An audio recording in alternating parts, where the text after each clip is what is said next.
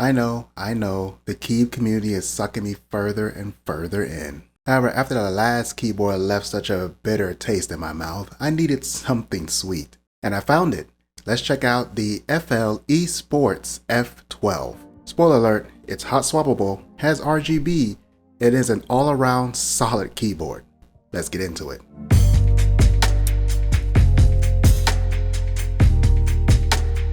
Now, in terms of looks, your color choice pretty much only determines the color of the keycaps you get. However, the primary color is still always white. And honestly, it looks pretty good.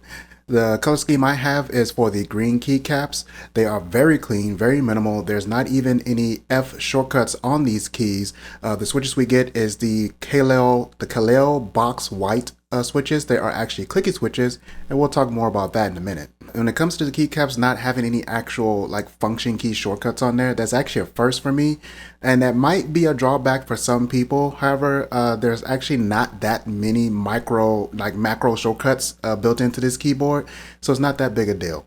On the back side, you can see that the feet cannot actually be angled. They're nothing more than little rubber bumps.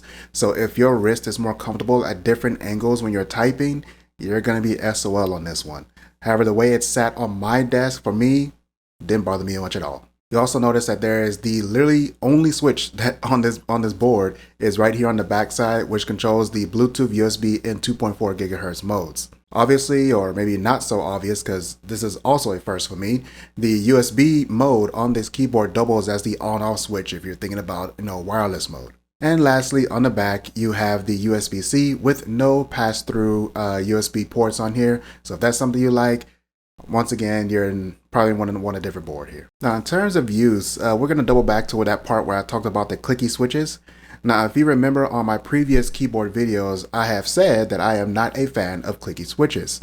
And for the most part, that's still true. However, I've never actually used Kaleo box white switches. By the way, I don't know if it's pronounced Kaleo or Kale or whatever it is. These particular switches, the click is so subtle that it's actually kind of soothing. Here, have a listen.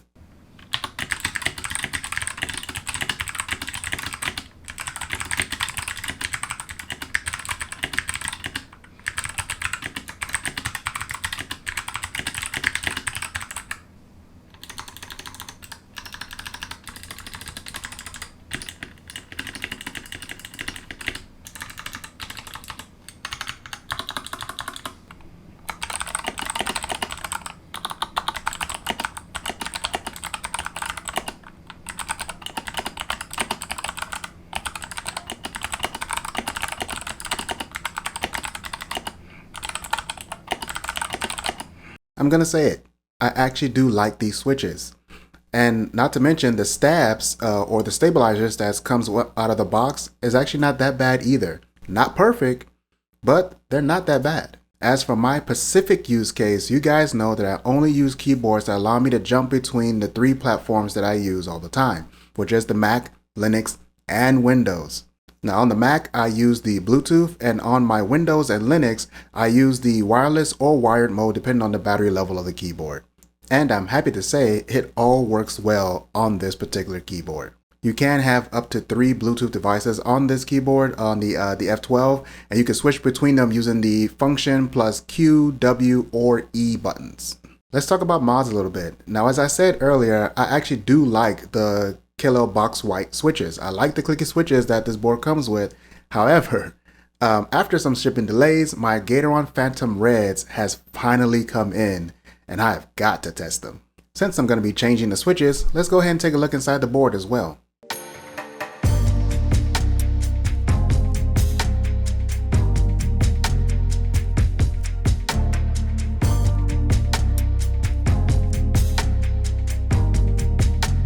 After we get the switches off, we're seeing that you're actually getting a good bit for your money here.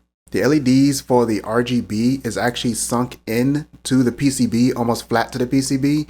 So that means that, those Gateron blacks I bought some time ago in error for the RK100, I could actually use on this board. It's just that the LEDs won't shine through. Oh, by the way, I did notice that someone had commented on my RK100 video to let me know that the RK100's RGB version of that keyboard is actually built the same way.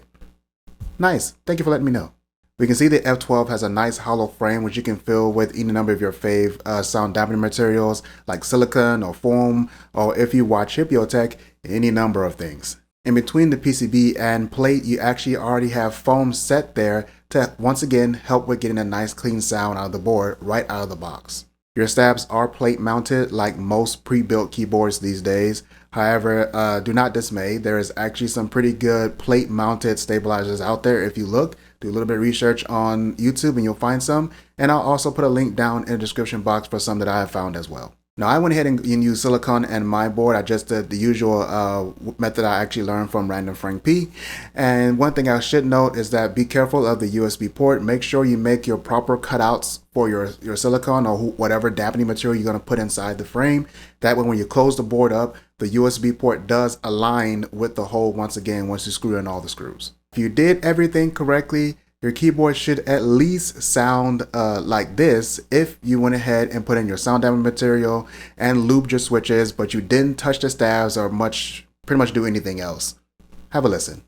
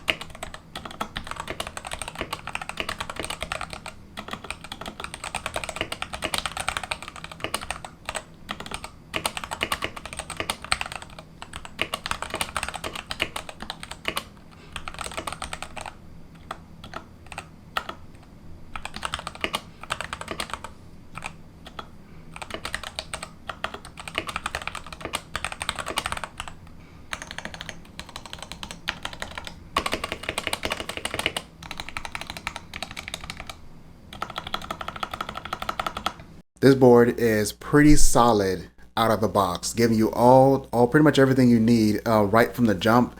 Like I said, the stabs are not bad. The clicky switches are not annoying. The macros and the function key layouts is not that complex or anything like that. So not having the shortcuts on the keys is not that big a deal.